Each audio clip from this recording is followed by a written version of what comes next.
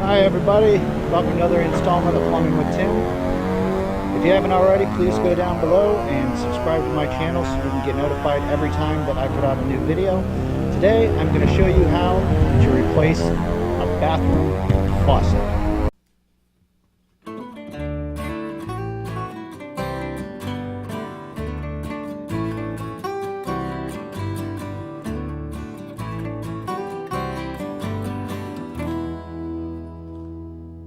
First of all, I'm needing to shut the water off to this home. This is vacant. My partner Jerron's with me today. I'm going to dig the meter out. Not going to take any chances. This is a rental for a realty company, and nobody lives here. So let's take a look. Hello? Anybody home? Plumber?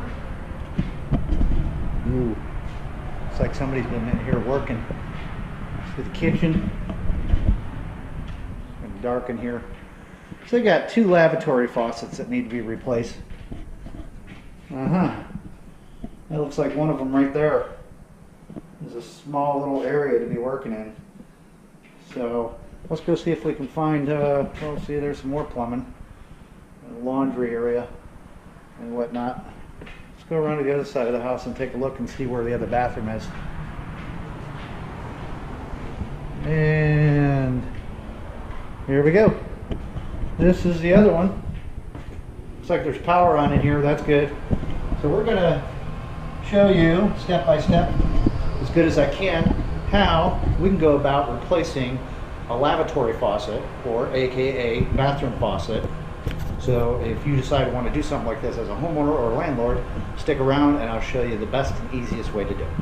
Alright, so we know that my partner Jerron was just at the water meter to turn the water off because we're not taking any chances. First thing we want to do is go ahead and open up the faucet and make sure all the pressure is off there.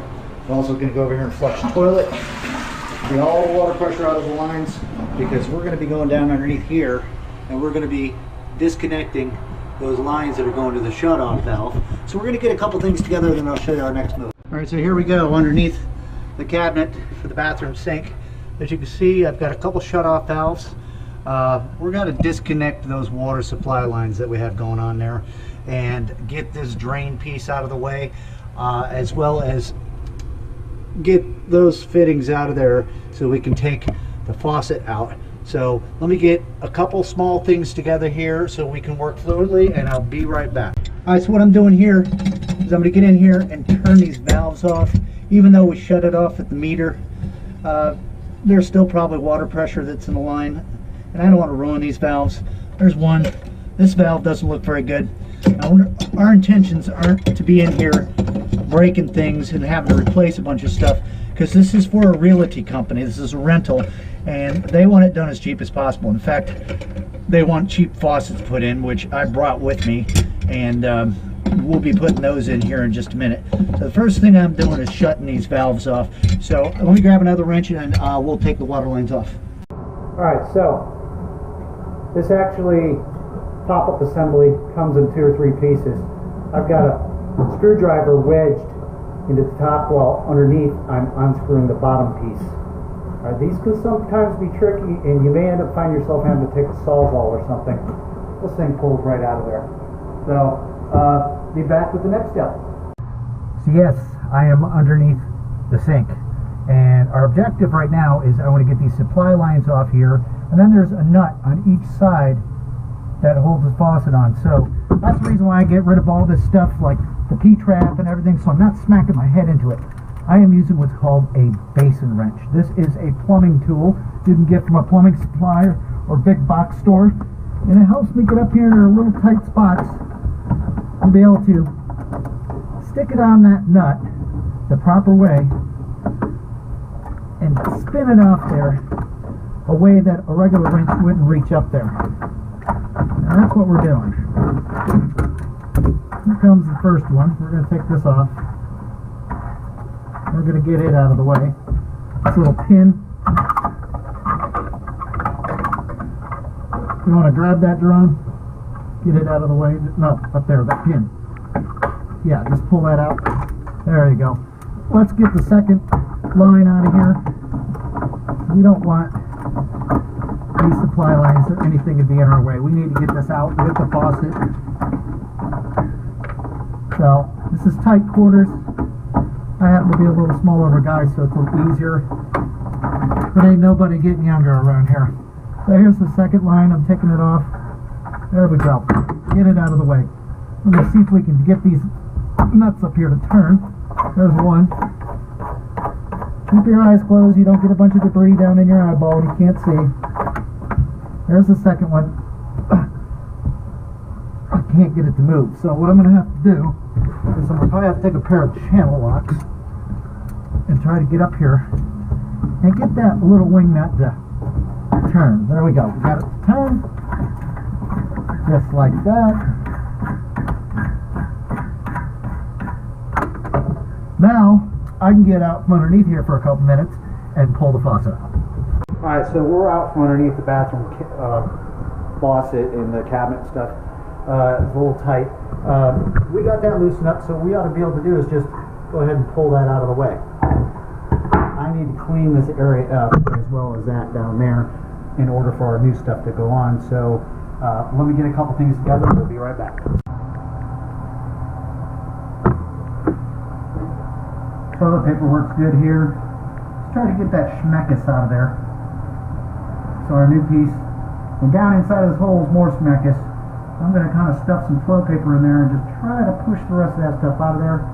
Up here in this particular area, what I'm going to do is I'm going to take a little flathead screwdriver and just kind of brush the stuff and break it up. It's been sitting underneath there for quite some time. I have a piece of emery cloth or sand cloth that we use for soldering. It always works good. Just nice and gently go down on top of here. We don't want to see the old imprint from the previous faucet. We want it to look nice, and we don't want it to look like some dirty plumber was in here working.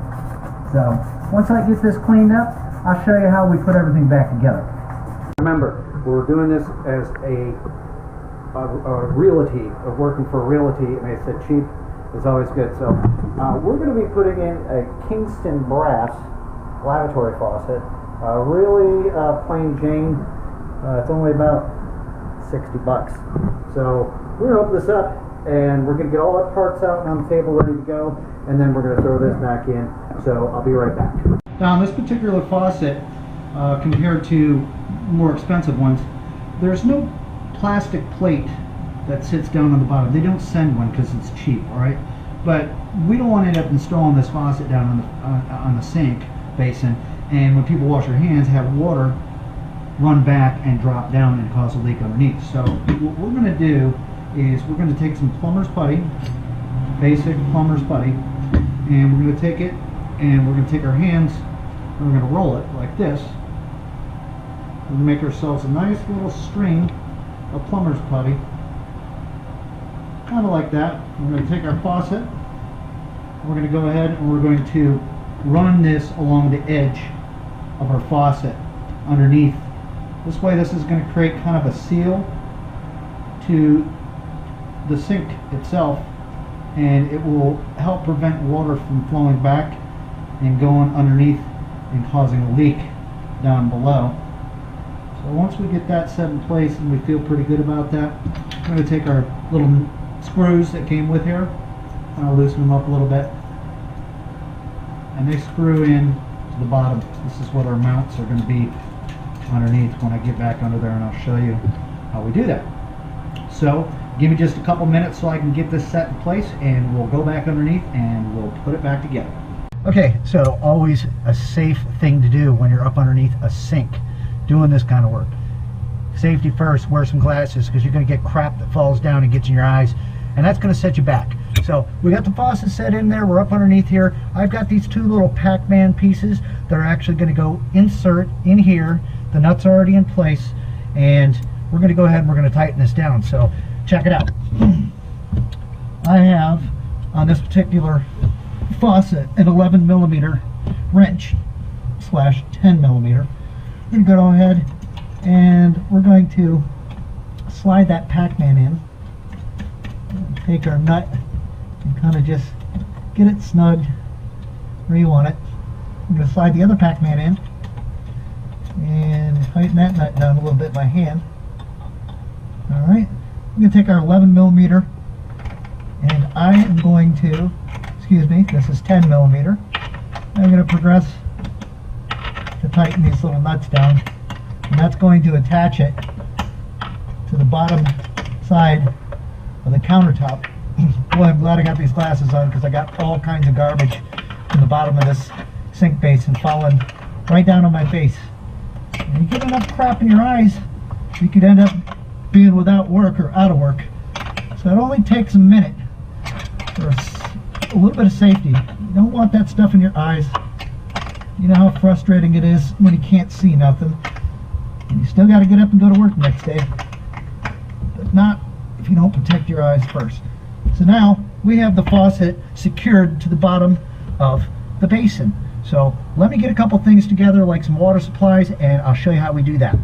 Alright, so now we've gotten the faucet put in. I hooked up water supply lines, you'll see that in a minute. Next thing we're going to put in is our pop-up assembly. I've disconnected all these pieces here. First thing we want to do is take the top hat that's threaded. We're going to take some of our plumber's putty, roll it out nice. We're going to break some off, and we're going to roll along the bottom edge of this. This is the part that meets the actual sink basin itself from up top. So the first thing we're going to do is get our putty on there nicely, and then we're going to go ahead and we're going to set it down into the hole like so. Next we have the bottom junction. What I want to do is there's a rubber gasket around here. This is what's going to go up from underneath, and it's going to seal to the bottom of the basin. So what I like to usually do, this is my personal preference, is I use pipe thread sealant, or as this plumbers call it, pipe dope, and I'll run a nice generous bead along that rubber gasket. That's going to help it seat and seal better, because there's always going to be water that's sitting in that area, and we don't want it to have any opportunity whatsoever to leak. Alright, so I'm going to climb back underneath and I'll show you how that goes together. Here's the bottom tail piece going on here. We've got to line this up with a hole and get it up here and see if we can catch that piece up top and thread it in. Nice and easy. No cross threading. I think we caught it. It's not threading anymore. Now this time I'm going to push that up, and up top you can't see right now, but I'm tacking that putty back around the top piece. And we want to make sure that this part of this pop-up assembly is facing directly to the back when we make a final connection to everything. And so here we go. I'm going to get my big channel locks out. By hand, we're going to take, and I'm going to tighten this nut up. You saw in the beginning of the video how I took the old nut off from the old faucet. This is the new one. It's a little bit better quality. You think this is cheap, what I'm putting in, you should have seen what I took out. You already did. That was super cheap. Now, this is like a step up from cheap. This is like kind of cheap. I'm going to get this tightened as much as I can by hand while making sure this is directly to the back. Then we're going to take our channel locks. I'm going to see if we can get this tightened. Hold on to that piece. You don't want it to go anywhere. You want this nice and snug, but you don't want to end up tighten this to the point where you're going to crack the porcelain of the basin, and then you're in big trouble. Now the boss is going to take money out of your paycheck to pay for a new sink. So just be mindful of what you have going on there with it. This has to be in here nice and snug. You see the pipe dope is kind of seating down where it needs to be to help seal that rubber gasket. I'm going to get a few more turns off of here. Nice and easy. About one or two more. There's one, let's get one more on there. Alright, at this time, I'm reaching up here and I'm going to grab what's called the tail piece. This tail piece here, as you can see, is threaded. It's got little tiny threads all the way around on it. Well, I'm not going to just screw that on. I don't trust that. We're going to use old trusty Teflon tape. We're going to take and we're going to put some Teflon tape on those threads. I'm going with the threads, as you can see, just like this. There we go. A couple, 2-3 times around there. Now we have a product that's going to seal those little tiny threads on there that would cause a leak if I didn't. This is my tail piece. Go ahead, nice and easy, fine threads. You do not want to cross thread this, or else you might as well just throw the whole project away. Take your time, you can only go on one way. It's giving me some problems because those are such tiny threads. There we go. Nice. And the next thing we want to do here is we have our other components that are involved. This is the thing that you pull on when you want to try to fill the sink full of water. Well, this is going up top and it's going down through the hole in the back of the new faucet. So watch.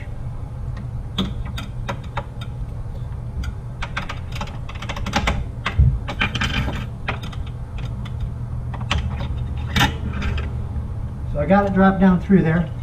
Now we have to hook up the rest of the stuff. This is your little pop-up. This is the thing that closes and opens. This needs to be up at the top and drop down through. We need to try to catch it with this little deal. We've got a retention clip that's on here. I'm going to squeeze it together, pull it off. Don't lose your two little washers here. Very important. Two little washers. So I'm going to unscrew this little nut right here.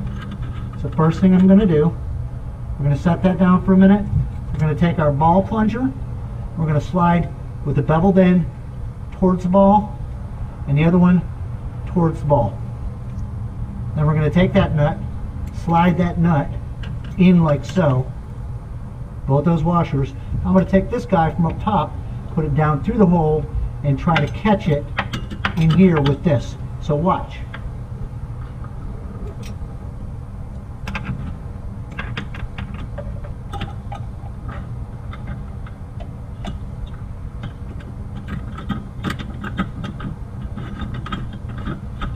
I think we got it. I wasn't even watching. I had to do that blind because my head was up over here above the cabinet. But that's the contraption that allows it to open and to close. So now that we know that's on there, I pretty much usually tighten this as good as I can by hand. You don't want to over tighten it and squish those washers and end up buggering them all up. The next part of our pop-up assembly that requires is this push rod. This is going to attach to this little pin that I dropped up top. I'm going to loosen it up nicely. Alright.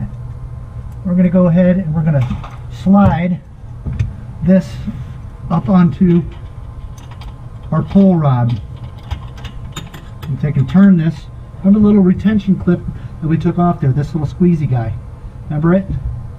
Okay. What we want to do is push this rod in the pop assembly down as far as it goes while still having this on here.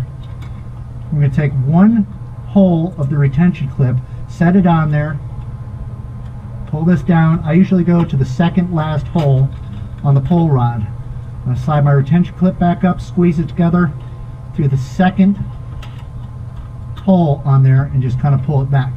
Alright, so now it's attached. The only thing that's going to slow us down or stop us at this point is we've got to take this little nut up top and we've got to tighten it down. That way when you're ready to fill the sink with water and you pull on that rod, it's pulling this whole deal here. We're going to take a regular pair of channel locks. We're going to tighten that nut up top. Give it a nice and tight because we don't want the tenant to move in and go to shave or brush your teeth and pull on that thing and the whole thing comes apart. So that right there is how you put a pop-up assembly together. I'll be right back. We'll put the P-trap together and we'll test it. Alright, so we're back.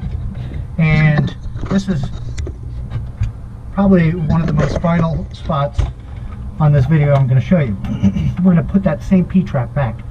Take the nut, the oversized ferrule, this is a poly ferrule, slide that up with a bevel end down.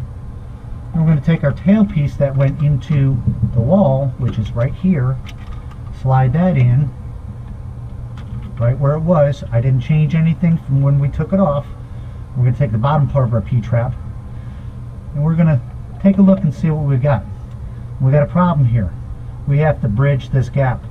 So that means I'm going to have to come back in a minute and we're going to have to put an extension tube that's going to allow us to bridge this gap. So 2 minutes and we'll do that. This is an 1.5" poly extension tube. All right, you see it's got kind of some bell ends on it, nuts, and usually these come with different size ferrules and stuff inside. What we need to do here is we need to bridge the gap so we can complete that P-trap. Take both ends out, whatever ferrules might be sitting inside of there. I got a pair of PVC cutters. I'm going to carefully just cut this thing directly in half. All right, nice and easy, little tension, give it a little bit of a twist so we know it's through, and then ratchet it down and cut it the rest of the way. Now, we're going to dry fit our P-trap just so we know the distance we need to get up. We're going to take this, I cut the bottom, this is the bell end that goes on here, all right, and we're going to kind of set this up, you know, just eyeball it. There's a bell end on this P-trap too, bell end up, bell end down, and we're going to take it right to about there. I just eyeballed it. I'm going to take my PVC cutters, do the same thing that I did earlier, and I'm nice and back and forth. I get it started, then we're going to go ahead and cut it.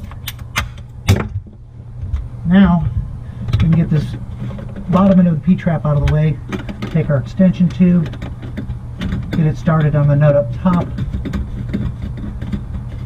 Now we need to have another nut on this, which we're going to flip up, take a regular 1.5" poly ferrule, and we're going to slide it with the beveled end down, slide it up in there. Now we're going to take our bottom end of our P-trap back, kind of get it started where we want it to be. We're going to take that extension tube and slide it down where we want it to be. Tighten that up. Now we got 1, 2, 3, 4 nuts that need to be tightened. This one at the top feels good. Second one feels good. The bottom part of the P-trap feels good. It's this last one that's going into the tail piece. You never want to over tighten these because you can end up snapping them. So I just take a pair of channel locks and just give it a little bit of a snug on every one of them. That way we know those poly ferrules are seated properly and we're not going to end up having a leak. So I'll be back and I'll show you and see if we got any leaks. Alright, so we're trying to keep the cost down here as much as we possibly can because this is a rental. I was going to try to use the same water supply lines to the faucet, but I don't think so. The rubber pieces inside of there, they're pretty bad. And when I can rub my finger against there and pieces are coming off, no, I don't think so. So what we're going to do is we're actually going to install these poly water supply lines. I'm not going to spend a lot of time showing you the process and stuff. I can do that in another video, but I would rather charge them an extra $15, $20 knowing that I'm not going to come back on a leak that I should have done in the first place instead of try to save the $15, $20. So as soon as I get these water lines, supply lines hooked back up underneath, I'll show you how to put the rest back together. And we're back, and we're going to test this faucet.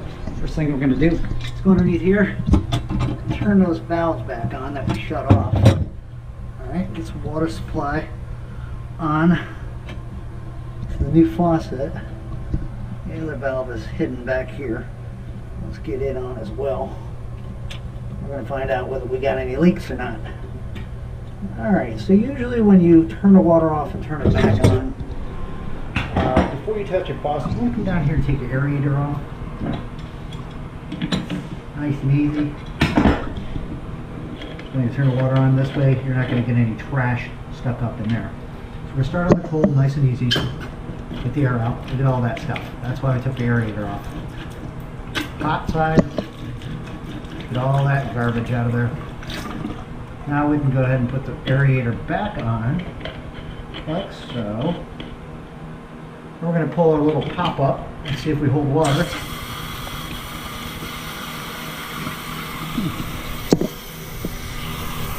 We'll clean all this up. So, once you get the new faucet in, make sure to get the water going and fill the basin up about a third of the way, maybe halfway, and let the thing sit. That way you can find out if the seal holds water and it doesn't drip down below, or you're losing any water. We'll go back down here. We'll take a look around. Make sure we got no drippies going on. And we'll go ahead and we'll release the water.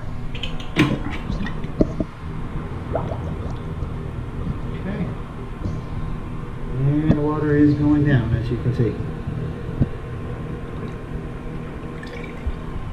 Come back down, take one last good look, make sure you got no leaks on the ground.